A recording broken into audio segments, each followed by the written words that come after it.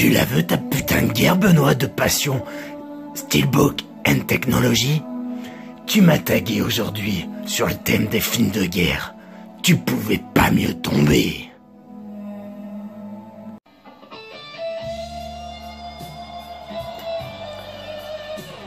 Bonjour à toutes et à tous. Donc petite vidéo particulière puisqu'il s'agit d'un tag. Je commence tout de même comme d'habitude avec un petit extrait de concert. Donc Gary Moore, live à Montreux, super guitariste, très bon chanteur, bon, avec une coupe de cheveux de ouf, plus une tête, il ressemble presque à Chewbacca dans la guerre des étoiles, mais bon, ça n'en demeure pas moins un excellent guitariste. Donc là j'ai été très honoré quand j'ai vu donc ce matin la vidéo de Benoît de Steelbook Technology, Steelbook de Paradise de Steel... Ah merde. Donc j'ai été très honoré. 10 questions auxquelles je vais répondre avec le plus d'honnêteté possible. Apparemment très compliqué. C'est vrai qu'il y a beaucoup de films sur le thème de la guerre malheureusement. La guerre elle existe depuis que l'homme est homme. Et donc voilà, je vais essayer d'y répondre avec le plus de sincérité. Et la première question est: quel est pour toi le meilleur film de guerre? Alors, énorme débat, il y a un moment où il faut faire un choix. Et ben moi j'ai choisi un film français de Jean-Jacques Hano, donc qui est Stalingrad. J'adore ce film. Jude Law et Ed Harris sont phénoménaux là-dedans. J'adore la première scène où les Russes n'ont qu'une arme pour 2 soldats. Et je me mets un petit peu à leur place, enfin même si c'est impossible de s'y mettre vraiment, et de se dire bah là il faut y aller quoi. Sinon tu as une petite chance de t'en sortir, mais vraiment un film. Et franchement qu'est-ce qu'ils étaient courageux quand même. Enfin bref, donc Stalingrad, un duel de sniper, mais ça va bien plus loin que ça, c'est un duel politique, stratégique. En gros, Hitler à l'époque, si il arrivait à prendre cette ville, gagnait la guerre. Donc ville historique, combat historique, scène historique. Il y a tout, il y a de l'émotion, il y a tout dans ce film. Donc voilà, j'ai décrété que mon meilleur film de guerre était Stalingrad. Alors, la deuxième question, c'est à ton avis, quelle période historique n'est pas assez développée au cinéma? Alors, là, vu ce que j'ai mis en arrière-plan, on va dire, enfin en plan tout court, c'est Glory et Danse avec les loups. Pourquoi? Parce que la guerre de sécession est quelque chose qui me plaît beaucoup, et finalement, c'est pas traité tant que ça. Il y a eu la série Nord et Sud, qui est une vieille série. Il y a eu récemment le film avec Matthew McConaughey, Free State of Jones, mais qui est vraiment pas terrible. Et quand on regarde bien, enfin à mon sens, après il y a d'autres films, je suppose que Glory ou Danse avec les loups c'est un peu abordé, mais voilà, c'est comme ça, c'est ce qui m'est venu. Moi Glory j'ai adoré.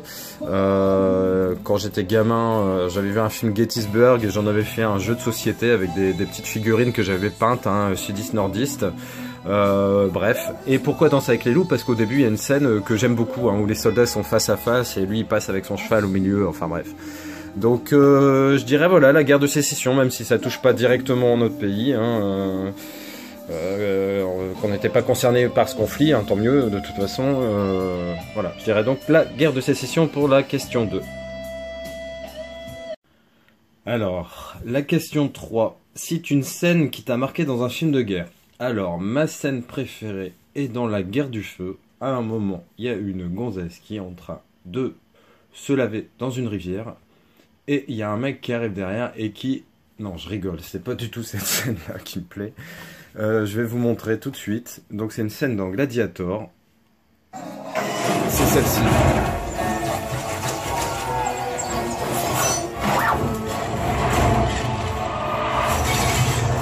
En fait, c'est la scène quasiment du début, où on voit Maximus à la tête de l'armée romaine, qui se bat contre les Germains. Et c'était au début où j'avais ma première installation home cinéma, on va dire, avec un ampli, un vidéoprojecteur, etc. Et donc je mettais tout le temps Gladiator pour montrer un peu aux gens qui venaient me voir la puissance et la beauté de mon installation. Donc voilà, en gros c'est une scène que j'ai retenue, qui me plaît beaucoup, hein. Il y a un peu de tout, puis c'est quand même assez spectaculaire. Donc la scène de Gladiator, voilà, la scène qui m'a le plus marqué. Alors la question 4, si tu étais réalisateur, quel genre de film ferais-tu en restant dans le thème? Quelle période de l'histoire raconterais-tu? Franchement, je sais pas du tout. C'est pas parce que là j'ai un plan sur un Colt que ça va être les westerns ou la guerre de sécession. J'aime bien un peu tout ce qui est médiéval, hein, malgré tout. Même s'il y a eu pas mal de films, je pense qu'un film bien barbare, hein, un peu style à la 300 ou Gladiator ou Spartacus, hein, voilà. Je pense que ça serait un film quand même sur ces périodes troubles, violentes, sanguinaires. Voilà, c'est le genre de film que j'aimerais bien faire.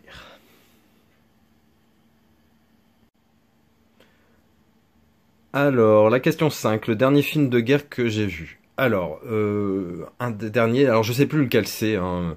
J'ai vu Tu ne tueras point, hein, que j'ai bien aimé, je suis de l'avis de Benoît, c'est-à-dire que c'est un très très bon film, voilà.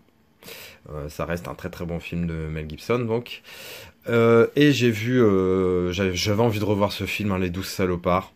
Donc il y a de très bons trucs, hein, comme je l'ai expliqué quand j'en ai parlé lors d'une autre vidéo. Il y a de très bonnes choses. Donc surtout le départ où un peu le recrutement se fait un peu à la Suicide Squad. Hein, j'aime bien ça en fait. Les personnages sont hauts en couleurs, complètement différents. Bon, ils rentrent certes dans des catégories, hein, le grand balèze, le foufou, le cinglé des armes, etc., etc. Mais bon, la fin m'a hyper déçu, où ça flingue dans tous les sens. Les mecs, ils ont 50 000 balles par chargeur, voilà. Donc au niveau de la crédibilité, à l'époque, ils faisaient des films où ils s'en souciaient un peu moins. Ça n'en demeure pas un film culte, hein. Mais voilà, c'est les 2 derniers films que j'ai vus. Alors, la question 6, le personnage historique que tu aimerais être au cinéma. Alors, bah, voilà ma réponse, hein. Donc, le roi Léonidas, roi des Spartiates, un film que j'adore, hein, en demeurant, et un héros que j'aurais rêvé d'incarner pour se battre contre les immortels. Voilà, être le roi, c'est un peu David contre Goliath, hein, où ils sont que 300 face à des milliers d'autres soldats. Grâce à son courage, son intelligence et tout ça, il résiste très très très longtemps, s'il n'avait pas été trahi d'ailleurs, contre l'envahisseur. Voilà. Donc, le personnage historique, le roi Léonidas, roi des Spartiates. Alors la question 7, c'est quel film de guerre t'as le plus ému? On va dire que voilà, c'est le soldat Ryan pour une scène en particulier. C'est au moment où en fait on voit au loin sur la route une jeep avec 2 soldats et un curé. Et qui a la maman des fils Ryan, hein, qui est en train de faire sa vaisselle ou je ne sais quoi dans sa cuisine, qui aperçoit finalement cette jeep et qui comprend forcément que la présence de militaires et d'un curé n'est pas bon signe. Et voilà, en tant que parent, je me suis mis un petit peu à la place de cette maman. En l'occurrence, moi je suis pas une maman, je suis un papa. Mais voilà, imaginez un seul instant qu'on vient m'annoncer que mes enfants sont morts à la guerre, c'est tout bonnement inconcevable. Et donc quand la maman s'effondre sur le parvis de sa porte, ouais, c'est un truc qui m'avait vachement ému, quoi. Donc ça, c'était la question 7. Donc la question 8 sur mon top 3 des meilleurs films de guerre. Donc je mettrai en premier Stalingrad, pour les raisons que je vous ai évoquées. J'aime beaucoup de choses dans ce film. En deuxième, Le Soldat Ryan. Effectivement, une scène de débarquement d'anthologie, mais bon, les relations humaines, moi c'est ça qui me plaît le plus. Et voilà, tout est excellent dans ce film. Et en troisième, je mettrais Braveheart, qui est un film de guerre, effectivement, encore une fois, où on n'est pas touché directement, mais l'Écosse qui essayait de se battre contre la domination anglaise, hein, avec des combats épiques et puis un peu le David contre Goliath. Hein, j'aime beaucoup en fait quand le combat est un peu inégal et que finalement que la bravoure, le courage et l'intelligence permet parfois de triompher. Donc voilà, Braveheart en troisième film. Alors le dernier reportage que j'ai vu, c'était à la télé et c'était sur Arte, il me semble, et c'était sur le Troisième Reich, Adolf Hitler et son nid d'aigle.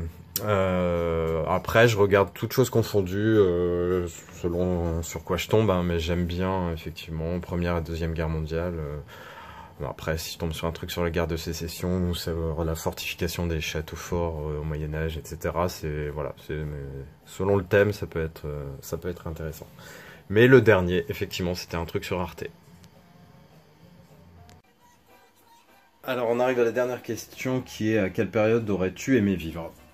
C'est une question hyper difficile. Pour moi, la plus difficile de toutes. Parce qu'à l'époque de la guerre du feu, l'espérance de vie c'était pas ça. On devait pouvoir mourir d'une grippe ou d'un rhume.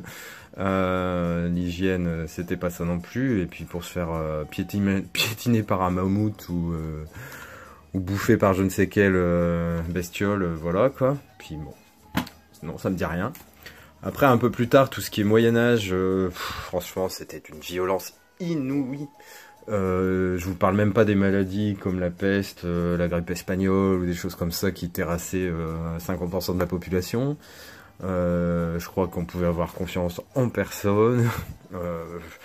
Enfin bref, ça me dit rien non plus. Après tout ce qui est Versailles, mettre des perruques comme ça sur la tête, ça aurait pas été mon kiff non plus. Première, Seconde Guerre mondiale, j'en parle même pas. Une boucherie totale aussi, hein. De toute façon... En gros, j'ai pas l'impression que ce soit amélioré au fur et à mesure des années, on n'a toujours rien compris. Et à notre époque actuelle, hein, c'est pas mieux. Quand on voit un peu ce qui se passe avec la Corée du Nord et Donald Trump, on sait qu'on est toujours au bord d'une guerre. Ça fait un peu flipper. Donc voilà. Faites l'amour, pas la guerre, comme on dit. Et puis j'espère que cette petite vidéo vous a plu. Au niveau de mes réponses, hein, j'ai été le plus honnête possible, mais je crois qu'il n'y a pas de réponse universelle. Chacun voit midi à sa porte. Des films de guerre, il y en a énormément. Dans toutes les époques. Il y a de très bonnes choses, hein, globalement. Donc voilà. Moi, à mon tour, je vais taguer des gens que j'aime bien, forcément. Après, il y en a qui ont probablement été tagués dans d'autres vidéos, donc s'il y a redondance, c'est pas grave, quoi. La première personne à qui je pense, c'est Goldie des Associés du Diable. Ensuite, j'aimerais bien voir les gonzesses un peu réagir sur ce type de questions. Donc en fait, j'aimerais bien... je taguerais Mademoiselle Latino et Raven of Heaven. Après, j'ai vu que par Benoît, Budakai et Fanaworld ont déjà été tagués, Cinéroom, Danny Cinéroom. Donc voilà, ça m'ira pour moi. Si je vais taguer en plus Death Robot, hein, qui est un petit jeune qui fait des vidéos sympas sur les films d'horreur, et j'aimerais bien voir un peu ce qu'il pense de tout ça. Écoutez, j'espère que cette petite vidéo vous a plu, que mes réponses vous ont satisfait. Je vous souhaite de passer une bonne journée et faites attention à vous. Ciao.